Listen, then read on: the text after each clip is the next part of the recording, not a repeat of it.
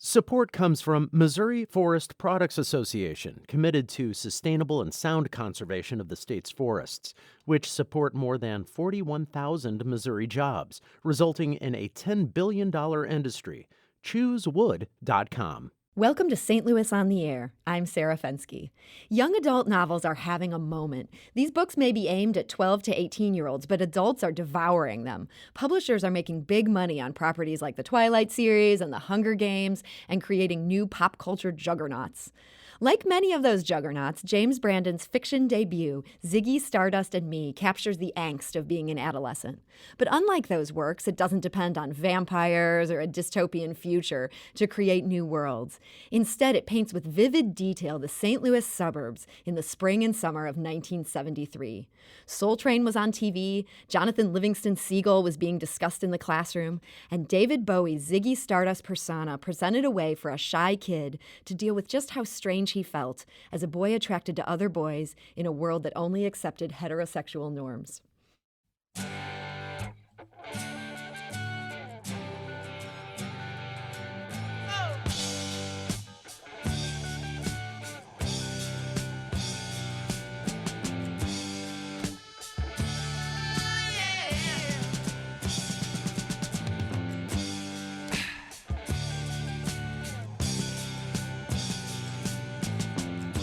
Ziggy played guitar. So here to discuss his new book, Ziggy, Stardust Me, is James Brandon. James, welcome to the show. Thank you so much. Did you experience growing up gay in the St. Louis suburbs in the 1970s and 80s? What got you through that experience? Give us a call at 314-382-8255. That's 382-TALK. Or you can send us a tweet at STL On Air or email us at talk@stlpublicradio.org.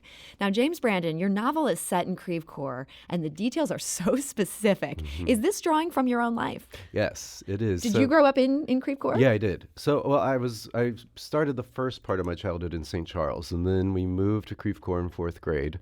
And you seem way too young to have grown up in the early 70s. There's not a chance. I love that. I was born in 77, so yes, I was more of a child of the 80s. But but I did intense research. So what led you to set your book then in the summer of 1973? So I found out about this time in history, basically on December 15th, 1973, the APA, American Psychiatric Association, officially removed homosexuality from the DSM, the big book of mental illnesses that all the practitioners follow. This was something I knew nothing about, and I started to realize how I know nothing about my queer history, and I know that queer history is not taught in schools, right? And for me, this was my passion. This was something that, because I've been out for over half my life and did not know about this at all, I was embarrassed about it, and I thought, how can I expect other people to know our community if I don't even know where I came from in my community, right? And so it became a big kind of passion for me to write about. That was the seed of the story, to write around this moment in time in history. To write about what it was like while homosexuality was still considered a mental illness. Still considered and a crime. So yes, and there was all these different kinds of treatments that homosexuals were being put through. And one such treatment was an aversion therapy treatment that I go into detail about within the book that my protagonist goes through.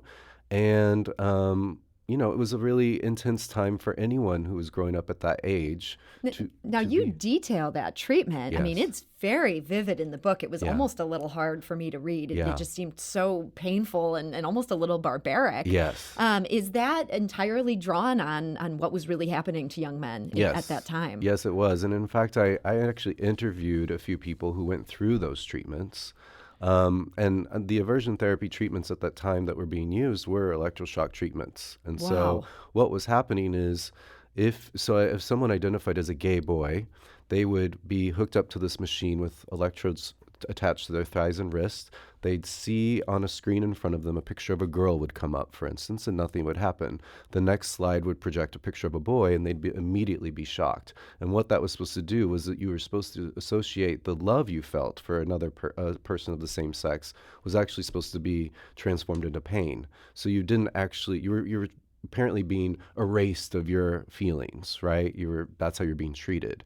And when I spoke to people who had actually been through this experience, I mean, that was 40, almost 50 years ago now, they're still having sort of PTSD experience from them. Like those there's feelings, they've worked through them over the years, but they still feel that pressure of when they have an attraction to someone of the same sex, that immediate jolt kind of goes through them still. It's like a Pavlovian response or something, you know? That's fascinating. Yeah. They're still feeling it. And yet this was sort of supposed to cure them Yeah. of being gay. That Right. part obviously didn't work. I'm No. assuming these people that you interviewed, they are currently living their life and having same-sex attractions Yes. and enjoying them. Definitely. Yes, they are.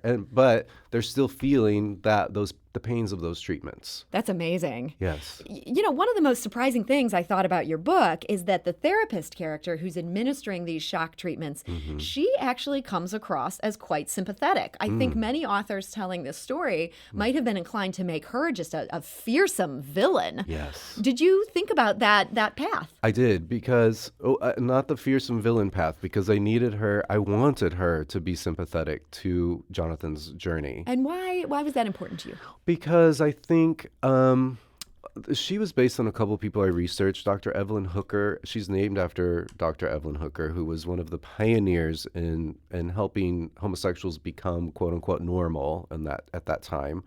And also I think, there were many psychiatrists. There was this gay PA is what it was called, and they were gay psychiatrists who were actually fighting to help make this movement happen, make the change happen at that time. And I wanted to have a character that she's got her own secrets that she deals with, but I wanted her to have a journey that was her fighting the idea that she was administering these treatments and knowing that it wasn't right, but just knowing that that's all she was taught to do. She was doing her job She and was doing her trying job. to muddle through. Exactly. It's all she knew, but she knew something inside of her this was wrong. And that's why she keeps throwing it over to Jonathan, saying, are you sure this is what you want? I will listen to you if this is what you want, but you have to be sure this is what you want. And he's telling her, yes, I want this treatment. When you interviewed the men who had done this as younger men, did some of them, they were actually welcoming it at some point? Well, many of them at the time did not want to be wrong, right? They didn't want to be quote unquote bad. They wanted to be fixed. They wanted to be normal. They wanted to not be sick anymore. And they thought this was their way out. And that's what Jonathan's journey is. That's what I got from these people who I interviewed, is that they worked so hard to just be normal, to fit in, to not be different, to be okay. They did anything that they could to do that. And they pushed through these terrible, terrible, painful treatments just to act like even they were fixed. And they started to convince themselves they were, because, as you would, it's like if you felt those pains when you were associated any sort of feeling of love to someone else, you felt like, oh, well, maybe this is actually working, because it hurts to feel this way, We're talking to James Brandon. He's the author of Ziggy, Stardust Me. That's a new young adult fiction novel that's out right now. James, we talked to Sarah Holt, who's the children's and teen specialist at Left Bank Books, and we asked her what drew her to this book, and here's what she said. The writing style is gorgeous.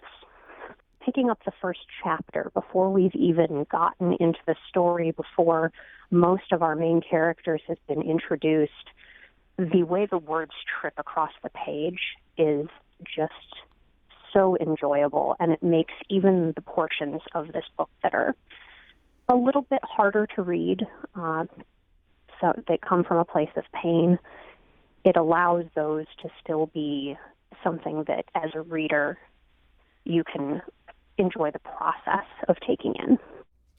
That's Sarah Holt, the children's and teen specialist at Left Bank Books. Your Wow. face looks like you're really pleased to hear That was how much so she loves this beautiful. book. I Yeah. love that. Thank you, Sarah. That was lovely. Among the main characters in this book are a Native American family. Now, as a white man yourself, were you a little nervous about trying to paint this family realistically and write about their experiences? Definitely. What kind of research did you do to learn about that culture? Tons. Tons. I mean, I did a ton of research on the entirety of the novel, right? There's so many aspects to it, just not even the Native American issues, but the gay treatment issues, the homosexual treatment issues, the 1973 issues, everything. But specifically with when you are a white author writing outside of your lane, it's incredibly important to not just write from your gaze, but to actually write from a perspective of that person as authentically as you can. My character, Webb is his name. He's the love interest of Jonathan. He's not the protagonist. So all of this story is told through the lens of Jonathan's perspective as a white, young, gay male, learning to be gay male, right? Or whatever. But it's important, I think, to not write from the white gaze, but to actually write knowing the people you're talking about.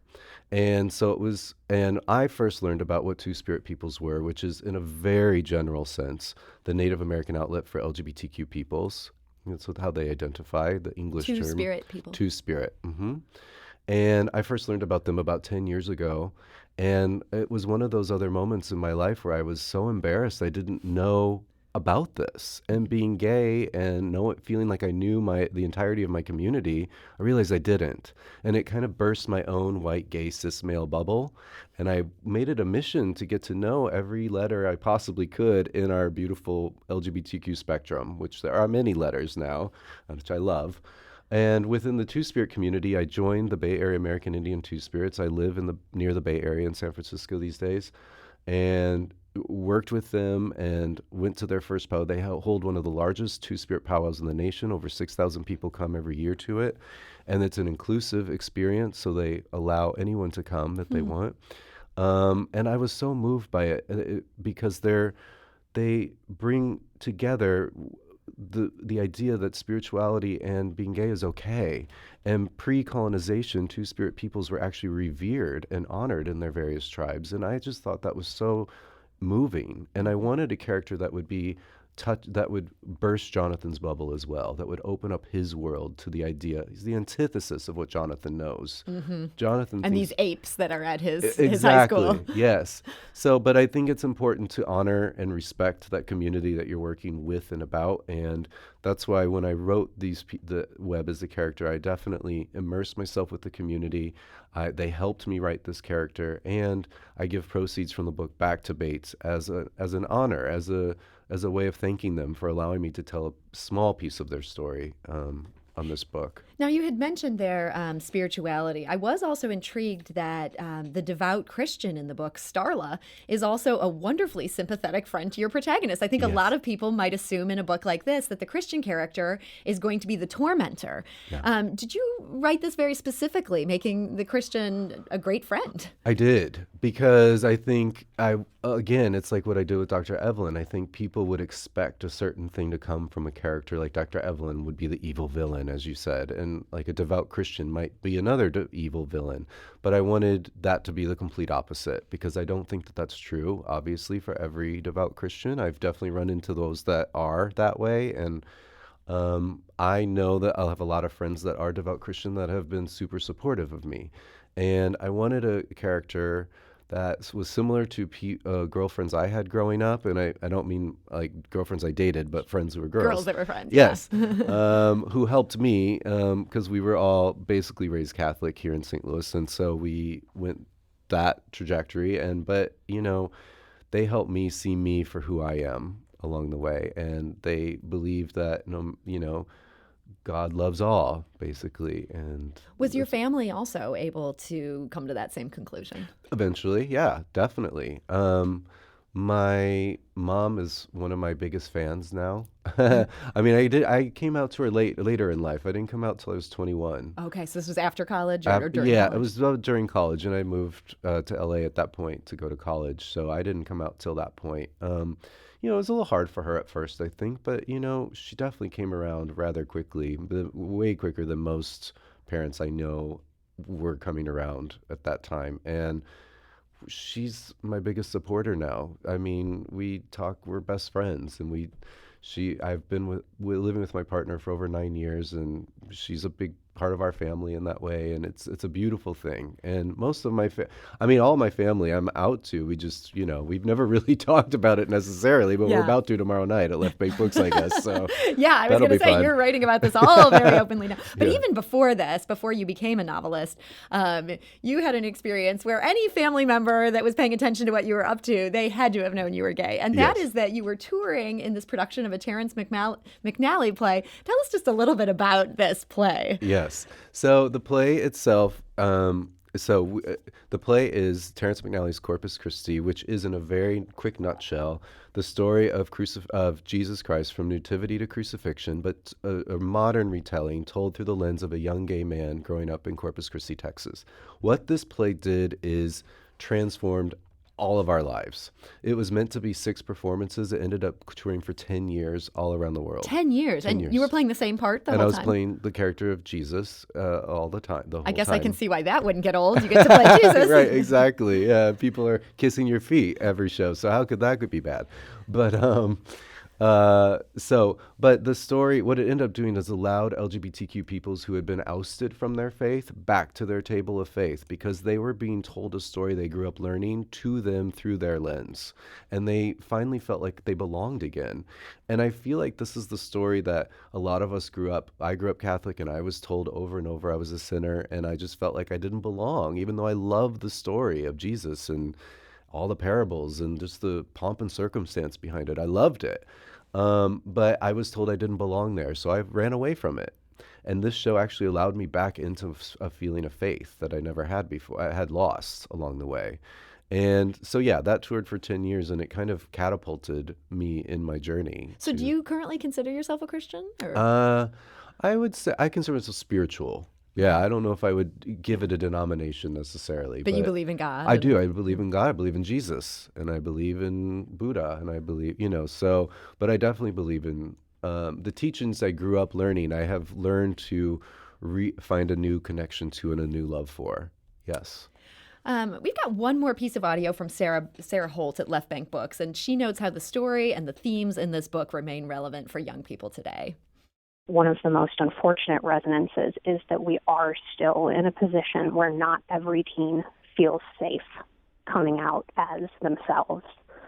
And hopefully through this book, they can find a kindred spirit in one or more of these characters and see a way towards further acceptance. James Brandon, just time for one more quick question. What is your hope for this book? That's my hope. I mean, that really is my hope. I when I do my school presentations, I always end it with "Be you," because I think the more we can embrace our differences, the more we can give back to the fullest of our potential back to the world. And that's the importance of what I think this book is about, to be you and embrace that part of you. James Brandon, thank you so much for joining us today. Thank you so much for having me. It's my honor. This is St. Louis on the Air on St. Louis Public Radio, 90.7 KWMU.